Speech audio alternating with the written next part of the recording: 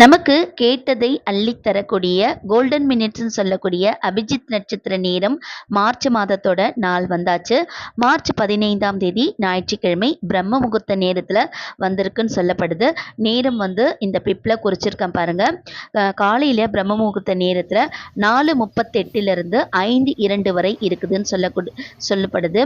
இந்த நேரத்தை தவற விடாமல் உங்கள் வீட்டு பூஜை அறையில் 2 அகல் தீபம், நெய் தீபமோ இல்லை நல்லெண்ணெய் தீபமோ ஏற்றி வைத்து ஒரே ஒரு கோரிக்கை, நியாயமான கோரிக்கை, நேர்மையானதாகவும் இருந்து நீங்கள் வேண்டுதல் வச்சு வழிபாடு செய்தீங்கன்னா கண்டிப்பாக 100% நிறைவேறும். நட்சத்திரங்களில் 27 நட்சத்திரம் மட்டும்தான் இருக்கும்னு நினச்சிட்டு இருப்போம். அதுதான் இல்லை, 28வது நட்சத்திரமும் இருக்குது. அந்த நட்சத்திரத்தோட பேர் தான் அபிஜித் நட்சத்திரம்.